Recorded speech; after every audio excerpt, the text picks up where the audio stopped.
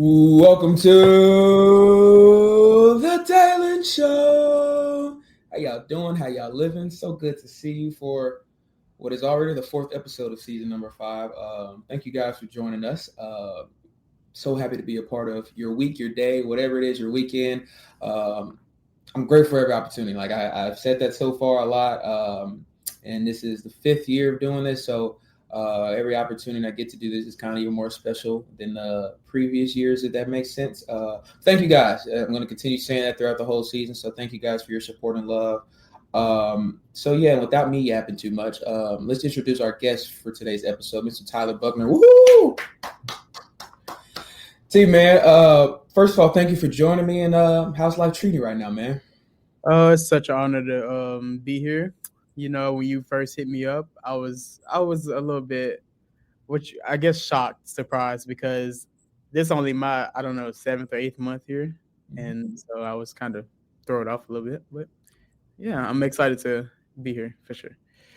Well, appreciate you for joining me. I think my thing for what I do is sharing stories, and I believe that everybody in this world has a story to be shared.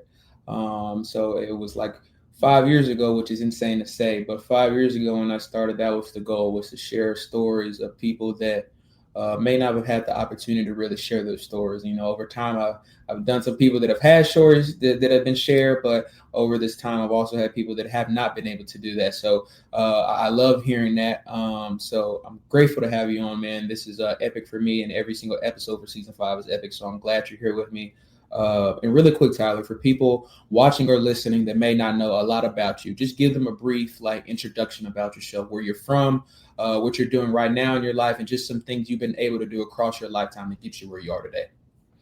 Okay, well, of course, y'all know my name is Tyler Buckner. I'm from Memphis, Tennessee. I went to Tennessee State all 4 years of my undergrad. I currently serve as a grad assistant for Ole Miss women's basketball. And just throughout my whole life, I've been honestly figuring out my journey. It's been mostly basketball. Basketball has taken me all over the place, from Tennessee State to Kennesaw State to here at Ole Miss, and it was all because of one orange ball, and then a dream. So Yeah, man. I think that's one of my most beautiful things to hear any sports player say, but especially basketball. Like it's a round orange ball that has changed your life, that has changed millions of people's lives. So I love to hear that. And honestly, I want to stick right now. Ole Miss, Oxford, Mississippi. Talk about first off how you even got the opportunity to be a part of the Ole Miss women's basketball team. And so far, I know it's still early in your life, in your journey here at Ole Miss, but just so far, how has that experience been working here in Oxford? the power of networking is really key. Amen. Like, when you're in athletics, college athletics at that, like, yeah, you work hard. Tons of people work hard, but Mhm. if you don't work hard and talk and keep those relationships, I'm not gonna say you're gonna be stuck, but you're kind of gonna be stuck in, trying to figure out the next moves, and it's gonna be really tough. Yeah. So I think that was the biggest thing for me. Um, Being here at Ole Miss so far, I've learned a lot. Being in Oxford in general is always a blessing, because although it's a small town, it's a chance to build really good relationships with some of the people that work at different stores, Yeah. and ultimately, as a GA, I mean, it could possibly help out the athletes as well. So that's pretty good for being at Oxford. Being at Ole Miss, working with women's basketball, I've had the chance to learn from of course, the legendary Coach Yo, and Mhm. then the assistants are really great as well, when it comes to mentoring and teaching from all different levels, from on the court, being no character development off the court. So yeah, it's been really exciting for sure. It's never a day I come here and I don't like it. Like, I'm never gonna wake up and be like, oh my god, I can't stand here. I can't. I'm ready to go back to sleep. It's never that type of day here. So I love that, and I just talked to Will Furnace the episode before this. He's a baseball player at Ole Miss, and he was telling me that one of the advices that his dad had given him growing up was to do something that you love, so it doesn't feel like you're going to work every day. So I love to hear you do that because for me, like I was telling you in the beginning, this is what I love to do. I love to share people's stories and learn about people and communicate with you guys. So I love to hear that that's the role you're in right now, and also because I think you're still trying to figure out what you want to end up doing in the long run too, which we will get into. But I want to go back, man, from the beginning. Memphis, Tennessee, one of my favorite places on earth. Talk about what was growing up in Memphis like, man. Where was your lifestyle and love for Memphis like, man? I've been all around Memphis. Growing up, I bounced around from neighborhood to neighborhood, city. Well, not city to city, but really just neighborhood to neighborhood. East Memphis. I went to Oak Haven elementary school in the second grade. I'm skipping first grade. First grade, it's kind of a blur. It's kind of a blur. But I went to Getwill, then Oak Haven from second grade through fifth grade, I believe, and then I ended up having to go to KIPP Memphis Collegiate Middle School in sixth grade.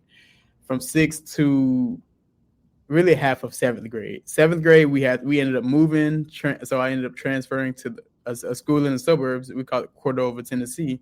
So I went to Mount Pisgah Middle School at in the seventh grade. Seventh grade, yeah, and then I transferred again because we moved. Well, not transferred, but I finished out the whole year in my seventh grade year, and then we ended up moving again. So in eighth grade, I went to Colonial Middle School. So honestly, I've bounced around from neighborhood to neighborhood for sure. Ninth grade. Now, when I hit the ninth grade, the high school years of my life, it was more consistent. So I ended up at Germantown High School. That's really when I ultimately like kind of figured out like what I wanted to do or what direction I wanted to go in. So I went to Germantown for all 4 years. I helped out with the girls basketball program from 10th through 12th grade. I was a manager. So I kind of got my foot in the door a little bit early, just helping out the coaches in high school. Um, I think in high school, I kind of I knew I wanted to do more when it came to basketball. Like, yeah, the manager role, you have a limited amount of things that you can do. And I was already ahead thinking like, what can I do more to help out? Yeah. And then also about 12th grade, I was thinking, what's next? What am I going to do in college? What college am I going to go to? But in Memphis, it's a good place to visit. I would say that when you live there for so long, you kind of feel like, okay, there's not much here. Yeah. It's like, I mean, you got the mall, you have the Memphis Tigers and the Grizzlies, you have Beale Street. Aside from that, well, you got high school sports like you have Germantown High, their rivals with Houston, Collierville, somewhat Ridgeway, because they're all in like one. I would say in college basketball terms, it's conference. I would say that. So it's the high school version of that. I'm not sure what you're supposed to say. I think district. But yeah, so high school sports is always entertaining as well. You never know what you're going to see. Because my freshman year, I was not freshman, but my ninth grade year, I was seeing a lot of things when it came to high school basketball, rivals, fights, cheerleading battles. You just never knew what you was gonna see, especially at those night games for sure. Oh, no, you can't leave out football as well. So yeah, Memphis is one of a kind. I would say that you never know what you're gonna see on a day-to-day basis in Memphis.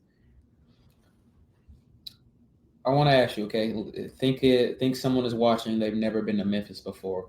Give them like 3 or 4 restaurants that you advise somebody to go to if visiting Memphis. Honestly, you got Gus's fried chicken. Okay. I like that one. People get on me all the time because I don't really go to none of the uncommon restaurants in Memphis, so I can't really give you 2 more answers on that because I'm a simple person. I go to Cheddar's, I go to Chipotle, the regular food places that are everywhere. I guess downtown is a pretty good spot. Oh, Stacks Pancakes. It's like fancier IHOP. Yeah. Yeah, it's out in Collierville. Really good. I'm not sure if everybody has a Perkins in their city. So Perkins is pretty good as well. Good breakfast spot. Well, brunch, honestly. So yeah, Perkins, um, Gus, and what was the third one I just said? Dang, Stacks. Yeah, Perkins, Okay. Stacks, Gus's fried chicken. I got some places I gotta try now. I like Gus's. Tyler did good with that. I like Gus's. If you ever in Memphis, try Gus's. That's a really good place. Yeah. Um, Tyler, I want to ask you. I'm big on family, and you know my family like my best friend. They're my backbones. So just talk about your family. You know your immediate family, the people that have surrounded you with love throughout your lifetime and helped gift you where you are today. Just talk about what they've meant to you and just some things that they've outpoured into your life to get you to the man you are today. Um, I would say my mom and my grandmother and my dad. He would be mad if I left him out. But those three really like pushed me to where I am today. Mhm. Um, I would say my mom really made me think beyond Memphis for the most part. She's the first person that really just pushed for me to get out of Memphis because leaving high school, I was kind of struggling to find a college to go to, and I Yeah. was telling her, I was like, I might as well stay here in Memphis, go to Southwest or maybe the University of Memphis, and she was just telling me, no, get out, reach for the stars, go somewhere far. Honestly, well, not that far, but far, just so I can experience more. Yeah. So then she ended up, she passed March 3rd of 2019. Then I have my grandmother. My grandmother is who really just like stepped in and kind of took me in even more. And she's kind of like the person that really like developed my character, made me think about everything, like the small things, like how to act when I'm in public, saying thank you, even though it's such a small thing that like people don't really do. She made sure I always had good manners for sure. Well, she still does. If someone's giving me a ride, make sure I'm giving them gas money or something like that. It's the small things that she's always made me realize to keep doing, and so that kind of sticks with me throughout my life. Yeah. And my dad, he's full of lectures. It's never a time when I'm around him he's not giving me a lecture. He's one of those parents where if I crack a joke on him or something, it's gonna turn into a lecture. He's one of those parents, and so he just always like giving me those, honestly. I So love it. just combining those three, it got me to who I am today. I love that. And I'm sure your mother's watching now, very proud of where you're going in your life and where you're at right now, man. So keep going in your life, man. We're proud of you. And I love to, I just told someone this other day, and I'm not lying, guys. I'm so serious. Older person. I'm not going to call them old. Older person. I was like, yo, you guys always say it's the little things that matter. So they hear you say that about your grandmother, Mm. and the things that she kind of invested in you. It outpours in me because I feel like I'm one of those like dying breeds of the elder black people and how we grew up and stuff like that. Because Yeah. I get to that point where I don't think it's a common thing anymore. So I love to hear that. Mm. I gotta ask you, man. Memphis music is one of my favorite things ever, and I don't just mean hip hop. I mean R&B. I mean rock, old school, jazz, all of it. So give me some of your favorite artists in general, but as well, give me some of your top Memphis artists as well. I would say back in high school, I used to listen to Block Boy JB a lot. Moneybag Yo, and then now Glorilla. It's like top three right there. You had Black Youngster in high school a little bit, but not no more. He kind of fell off. So, those are like my really good three that I Okay, can listen to on any day. Memphis through and through. I like it, man. So talk going into high school. I know you were saying at that point that you still were trying to figure out what exactly that you wanted to do moving forward. Then you got the opportunity to be the manager for the girls basketball team at your high school in Germantown. Talk about how that opportunity came apart to you, and how was just that start of that journey for you. What were some of the things that maybe you struggled with when you first got that role, and some of the things maybe that you kind of excelled at as well? I was a really like shy kid in high school. Like I guess I just went up to the coach and talked to her, honestly. And then once I did that, well, honestly, I've always been the person that could talk to older people Yeah. easy. But once I've done that, it was like, okay, now I got to get used to being around a team and operating a little bit differently. Like I have to actually like talk, open my mouth to show a little bit of personality. I can't just be, dull and sit there. Mhm. I would say the thing that I've done that I did well there, I guess just being loyal to the program. Um, just helping out, showing the coaches that I'm really reliable at whatever task y'all want to give me, I'm able to get that done within a good time that y'all need me to get it done. I would say the thing that I needed to get better at is probably just, I don't know, I guess talking a little more. Mhm. Like, although I mean, I talked a little bit, but I don't think it was enough. I didn't, and then I also didn't have some days I didn't have good energy. So I say that energy and talking a little bit more. So yeah. I've come across people in my lifetime that are kind of in that role of wanting to be a coach someday, but are going through the roles of being a manager or et cetera right now and trying to figure out how do I get to that next level. And some are stuck in the high school, the Division II or Division III, and you got the opportunity to be at Ole Miss. Could you give a piece of advice to people that are trying to get to that assistant coach, that head coaching level one day, but are trying to stick and be patient through the reins of being a manager or being, on the sidelines and not giving much input, but still trying to learn as best as possible? Honestly, I just say be great in the role that you're in now. Like I would say coming here at Ole Miss, it's definitely been different from what I'm used to. I had to really adjust to my role. And I think I've done good so far. I'm still trying to stay locked in on my role. And then of course my time gonna come. I just gotta keep you just have to keep thinking like that. You can't really get caught up in what everybody else has done so far and all of that. You just got to be good in your role. Keep networking. Yeah. Um, yeah, networking and being good in your role is key because if you get focused on everybody else's role and their responsibilities, you're gonna find yourself slacking in yours, and, Yeah. and then you might not think that your role is really important until you mess up, and if you mess up, then that's gonna have everybody else trying to help you out, which then like it's gonna throw the whole thing off. It's all one big puzzle when you're looking at like staff and team, the whole program.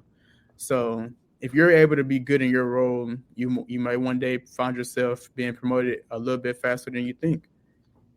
So Thank you for sharing that. And I ask these things to my guests for purposeful reasons, obviously. But what you also just said doesn't just apply to someone that's a manager of their high school basketball team trying to be a head coach of a college team one day. It applies to everybody. It applies to myself. It applies to any college student, any student in general, anybody working through a job right now that has higher aspirations. So I appreciate you sharing that because sometimes I just think other people need to hear other people say things. And so, I hope that just helps somebody in moving forward with their journey, man. So thank you for sharing that. yeah. Um, So then another thing is Go ahead. you can work yourself out of like the role that you're in. Like if you're really exceeding and like really fast, you can find yourself doing multiple things that you want to do, and then also doing your original role as well. So if you're really exceeding, you can find yourself advancing really fast. So just being patient, just stay patient. Absolutely. Thank you, man, for sharing that. Has there been, maybe a player, coach, anything, anybody that maybe just inspired you to kind of push towards basketball more than something else that maybe, you just kind of fell in love with their game or their coaching style that you were like, this is something that I want to be a part of? Um, are you talking about like my early years or like Yeah, now? somebody growing up is just kind of maybe it inspired you to be like, you know what, I want to be a part of the game of basketball. Maybe this is something I could be a part of in that circumstance. I've always been a LeBron fan. I've seen him do what he do, and it's like I'm thinking bigger. Like when his back was against the wall, he always came through. It was real superhero like. So I was just like, dang, I want to be involved a little bit. I want to see what I can do as far as in basketball. I was never like confident enough to really just like get out there, but I Mhm. knew I had a lot of knowledge. So I was like, maybe I could just stick around the game of it. I mean, the game and maybe coach. Who knows what God has planned for me? But it was definitely LeBron James. I've always been a fan of Greg Popovich and his coaching style. Seeing how he really just like holds his players accountable from top to bottom. That he like treated them all the same, and he really have this idea of like basketball that I really fell in love with, like just a whole bunch of ball movement and fundamentals. Like Tim Duncan wasn't no flashy player. He stuck with the same moves that he practiced day in and day out, and ultimately got him 5 championships. So Mhm. yeah, I've always been a good fan of those two people for sure. I love you bring up Tim Duncan and the Spurs. I watched a podcast with Austin Rivers not too long ago. He was talking about how Manu Ginobili had told him you only need like 2 or 3 moves in your arsenal to be good. Don't overdo it. So I think that that's something that the Spurs implicated a lot on their players, which is why they have 5 rings on their fingers. And Yeah, that's something that growing up, I watched a lot of their sets and how they played offensively, and they moved around the court. And I know my mom is probably watching this thinking, you know what, you guys have a lot of similarities because a lot of stuff you're saying, I'm like, that was me. Like I was that kid growing up that I had to be pushed to go talk to somebody to connect with them. I had to go forced to be talking to somebody to make a connection or do something that I want to do. And now here I am doing all this. But growing up, that's how I was. So I'm relating to you a lot on the things you're saying. And as well, your college decision is something that I related to as well. So talk about what was your process in picking Tennessee State, and maybe as well, or maybe if any other schools that maybe were close to that you were going to other than TSU. oh my gosh.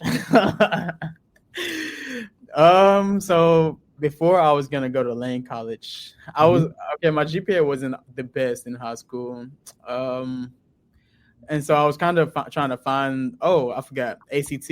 I struggled with the ACT a lot, so I was trying to get the right school. Hmm? Can you say that again? You said your GPA and your ACT were what? They were low.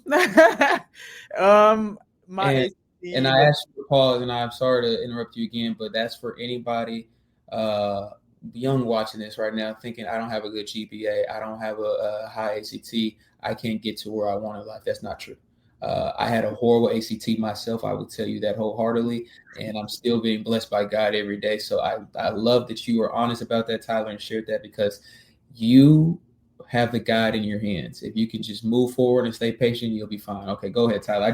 I had to point that out because that's so huge. I think that everyone gets so caught up in those things. They're like, oh no, if I don't have a 4.0, oh no, if I don't have a 30 ACT, I'm not going to make it out. I'm not going to make it out of Memphis. The streets or wherever you're from. and, So I love that you said that. and I would tell you like those the high school at Germantown, they were talking to me like trying to force me to go to JUCO. Not saying that JUCO is like bad or anything, but I was aiming for something a lot bigger than just settling for junior college or anything less. And I just never really listened to them. I was always the type that was like a prove them wrong type of person.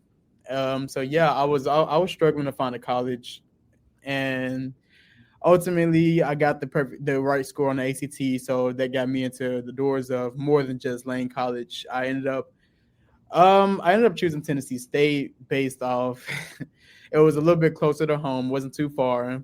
It was out of Memphis, of course, but it wasn't too far. I can just if I needed help, I can go back home, or my family can drive a little bit to get me. So I ended up going to Tennessee State, where I think. Oh, I'm skipping steps a little bit. My process was like, I just need one college and get my foot in the door at that college, and I'm gonna be good from there. I know how to maneuver. So Tennessee State was the option. I would say like late towards the end of my senior year. Once I figured out I wanted to go to Tennessee State, I started emailing the women's basketball and the men's basketball coaches, seeing if I could be a manager. So I was starting early, like early before graduation. I knew that I wanted to be working college basketball, work for Tennessee State. So I ended up receiving a response from both saying yes. Um, so over the summer, I was able to talk to the men's basketball coaches first. Had a mini interview that went well. He told me the ins and outs of Tennessee State. Told me what I would be doing, and he told me like who was ahead of me, who was the head manager, all of that, and the competitive spirit in me was saying like, okay, I know I can outwork all of them, all of that. So yeah, that was how I chose Tennessee State. Do you want more or like? No, you're good, man. Share as much as you want to. If you want to keep going, go ahead. But if not, I have another follow-up question for you. Do the follow-up question because I know I can go on and on. That's the point of this. You yap as much as you want to, man. I just want to HBCU lifestyle, man. Just talk about what was it like being there, man. And what were maybe some of the things outside of basketball that you learned just being a college student at TSU? If you're really good to people, good gonna come back to you. that's the biggest thing at a HBCU that I learned. Like being good with the janitors, the cafeteria workers, the financial aid office workers, heavy on the financial aid office workers, because those are the people that can get you in the doors for sure. Like if you have a balance on your account, you can skip the line if you know some people, because that line is long when it's at the beginning of the semester. And like 8 a.m., you thinking you got there first. No, that line is through the door because everybody else has the same thing. They have a balance and they're trying to see why. So you're good to the financial aid workers. You can skip that line. Cafeteria workers, you can skip that line and get your food quick, going back to what you was doing. Your professors at a HBCU, they're some of them like they're closer to you than if you were at, I don't know, I guess here. They're, I guess, at a HBCU they're really more like they'll work with you more. Yeah. So if you're showing that you really care about your grade and you're really interested in what they're teaching, then you're likely to be able to get a bunch of second chances for sure. If you're skipping, not skipping, but if you just miss some assignments, you're able to get that I don't know, that grace. And also being able to just stay locked in during the lectures, because sometimes at HBCU you will go to a class and you will see a good majority of students head down, and if you're the only one with your head up, that creates that bond with you and that professor. Also, Greek life at a HBCU is really important. Mm-hmm. I wasn't in Greek life. I didn't have the time. I was too focused in athletics. But just seeing the strolls, like, is really nice. Like in basketball, you have Greek night. You are trying to see, like, it's just a vibe. It's a vibe. Seeing all the AKAs, the deltas, the Qs, the kappas, all of them just do their thing. So yeah. Oh, and then student government. I was a part of student government as well. I was a secretary for the senior class. It was really. I thought it was. From the outside looking in, I thought it was going to be something that I could never even be a part of. Never thought I could be a part of, because I was, like I said, I was always that person that was kind of closed off, never really just talked to people. Yeah. But I ended up knowing somebody that was like the president, I guess, and he just told me to apply for the secretary position. and I ended up going through the interviewing process and got that. And I would say that's like a family as well. There's more friends that I was able to make over the my years. So yeah. A few years ago, a woman by the name of Jalen Powell, she's an assistant coach for the Ohio State women's basketball team. She said something very similar to what you said at the beginning. She said, you have to respect the janitor because you never know when the janitor can become the CEO. And I think that that's an important file, especially in today's society. I think there's so much hate going on in our world. I think that we forget the basic things like respect, like you just talked about. And so I appreciate you for sharing that. Like you're sharing things that are, I say common sense ain't so common nowadays. So, I think I love that you're sharing these things. So thank you, man. I wanted to ask you this before that, but I kind of slipped my mind. But talk about what was your transition to college like? And when I asked that, just maybe how did moving around so much growing up either prepare you to go off to college or maybe disadvantage you in a manner as well?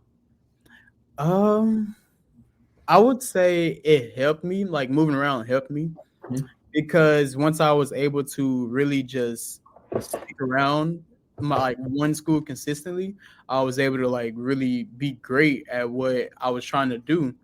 Um, like honestly, when I went to Germantown and I was able to save all 4 years, it helped me as well because I was able to plan out what I wanted to do as well for college. So once I got to college, it was also the same way. I was able to plan out what I needed to do in order to get to the next level. So, honestly, I was still nervous though in the beginning because, of course, coming from high school to college is also a big deal.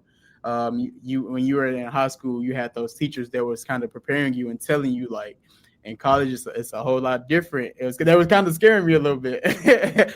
So they were saying that college is different. You're on your own. You don't have them people to just remind you to do these assignments or really give you second chances. So they was kind of telling me like you really gonna have to grow up. So in college, I thought as soon as I got there, I thought it was gonna be like I don't know military style. If that I hope that ain't crazy, but I thought it was gonna be a lot like scary when I first got there. But then once I really just sat down in my room, took in the moment, I was like, okay, I can do this. Okay, what's next? School? Okay, we finna go to classes. They finna start Monday and all that. So I just took it step by step once I got to Tennessee State. It was slow to get out of my room because of course everything is new. I'm trying to figure out what to do now that my parents not here. What it was next. So I just took it step by step. Um, Started with classes, then basketball, and that was about it.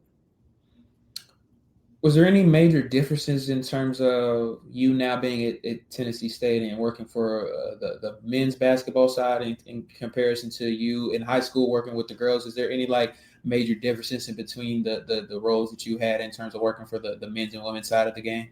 Well, working as a manager in college basketball is a whole lot different from working as a manager in high school. High school, you had really just water, and you have camera. Like sometimes people have you recording at games as Yeah. well. So those two are the main things that I really did in high school, as opposed to in college. Oh man, being a manager, it's like a 24/7 job. Especially at Tennessee State with the men's side, it was a lot different because you kind of you kind of have to be on your P's and Q's all day, probably till like 9 p.m. really. You had guys trying to get in the gym late, getting shots up. You also had laundry that I didn't have in high school. You had laundry to do after practices. You had just equipment and gear in general, like getting it prepared for practice, passing out gear to that normally was in like the summer, honestly. But and then also when practice, like the official practice started, you have to give them the like practice jerseys and whatnot. So I would say in college basketball at Tennessee State, you were basically you play a vital role a lot more. Like, yeah, it's a vital role, honestly.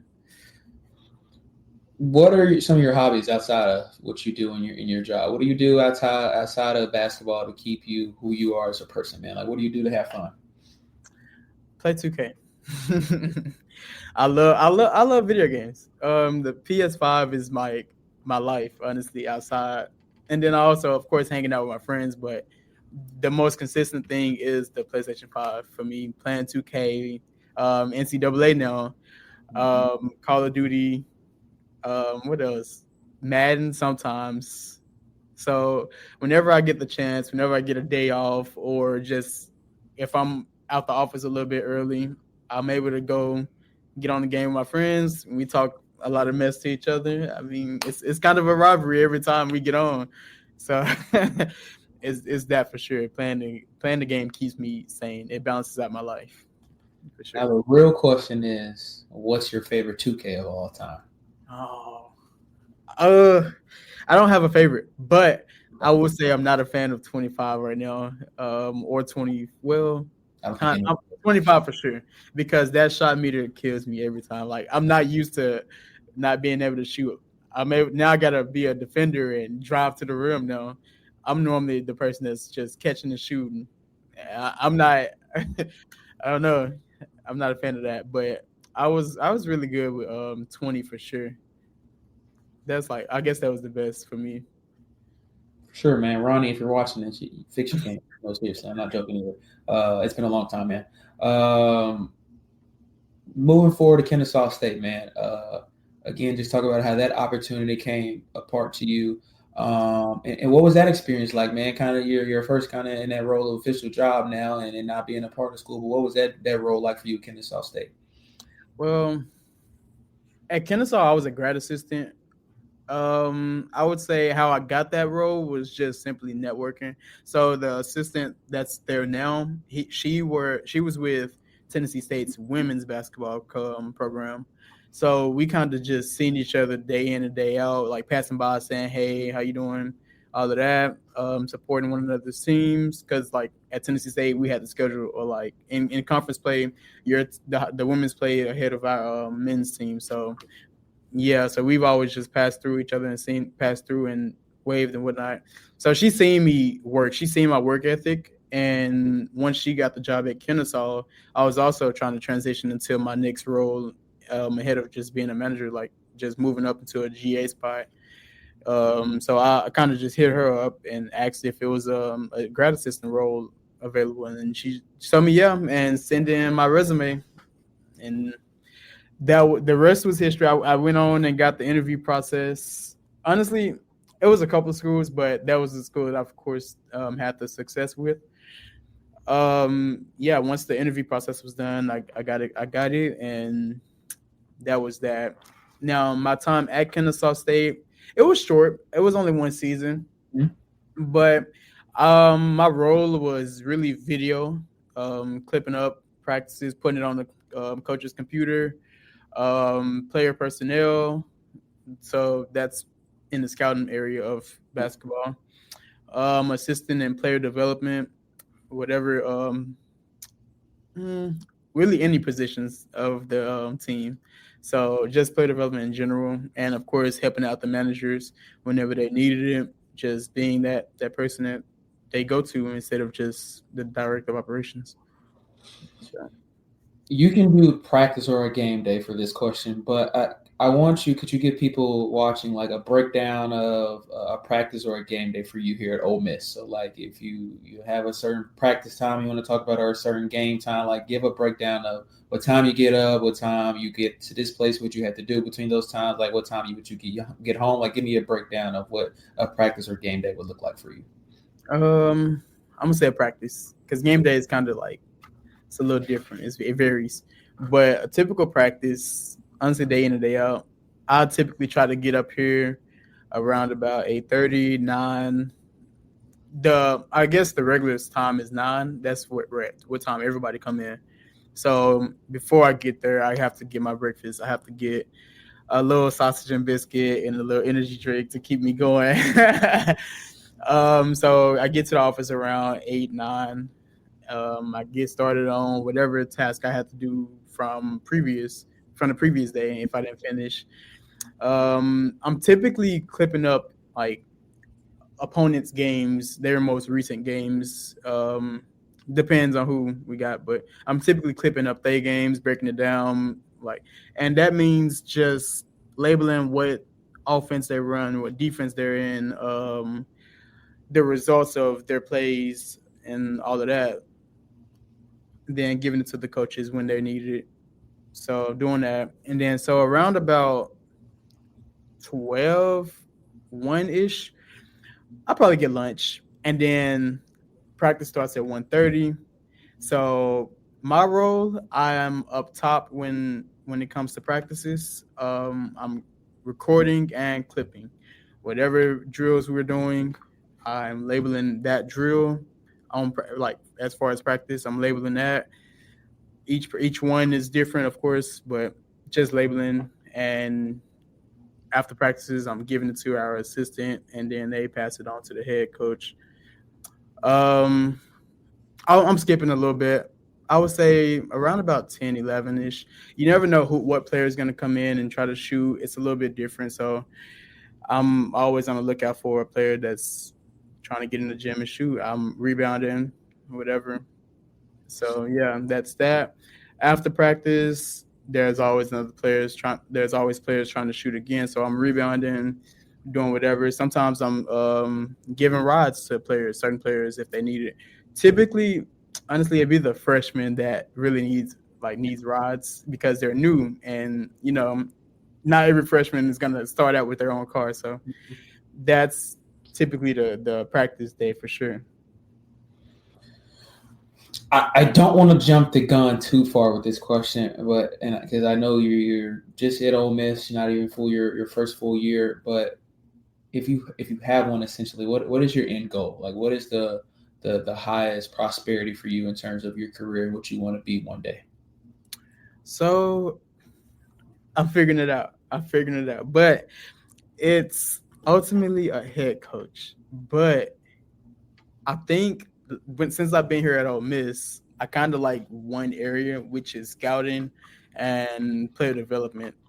I think I want to stick around in those type of roles because, of course, as a head coach, you're kind of like focused on a lot of different things off the court, and I like more so of X's and O's and developing players more so than having to do a lot off the court. I also like recruiting as well. Like I've always wanted to learn that. So, but mainly scouting and player development. Honestly, that's about it.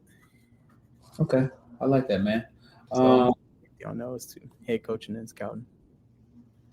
Usually before I wrap up, I ask two questions, and it's two in one. So stick with me when I go through it. But like the first is just a piece of advice you would give to someone watching and listening. And when I say that, just a piece of advice that you've learned throughout your lifetime that has helped you push through days or helped you get where you are today. What's something that you want to give somebody listening to help their lives? And secondly, I'm big on legacy. And doing things in the manner of I want to be remembered for, I want to be talked about for. So, what do you want your legacy to be? When people say Tyler Buckner, what do you want people to always remember about who you are as a person? Okay. The first one is wait, dang. What's the first question? Advice. What piece of advice would you give to somebody listening? I would say I guess this goes to like everything you do. Don't compare yourself to anybody because comparison is the thief of joy. I would Amen. say that. Just be patient. Be patient. Don't compare yourself. Reach for the stars. Never. Yeah, I'm gonna stop it there. Comparison is the thief of joy, and just be patient. The legacy, what I want people to remember me by, is just being a everyday person, a consistent person, like somebody that you can really count on to get things done. If he don't know, he's gonna figure it out. So, just being that type of person, and of course, I want to be remembered for my work ethic. Of course, we all talk about like Mamba mentality and all of that. So I would like to be remembered as someone that had that for sure. I love it, man. Thank you for being honest and sharing that. And I have one section that I've recently just started adding. that I call quick hitters. So stick with me on this one too. I'm basically just going to ask you quick questions, and whatever is like the first thing that pops into your mind, you're just going to give me the answer to. Okay. So tell me, what would be your dream car? Tesla. Okay. Wait. Tesla or Cadillac? Okay. Favorite song right now? Dang. 20s by Givian. Givian or Givian. I don't know how you say his name. But. Okay. Dream vacation spot? Dang. Somewhere in Hawaii. Okay. If you could have dinner with 3 people, dead or alive, who would they be? Ooh. Kevin Hart, Drewski, Casanet. Fire dinner. I love that. I love every single answer of that. Okay. If you could add one women's basketball player ever, WNBA college ever, to this 2025-2024 Ole Miss women's basketball team, who would you add? Ooh. One WNBA player to this, you said to this Ole Miss team, you said? Dang. Give me nah. Give me what's that Sabrina. Ooh, I like that. That would bring a bit of a shoot into this Ole Miss team. Okay, I like that. Do you have a pregame meal? Honestly, whatever Ole Miss is having. So mainly pasta. If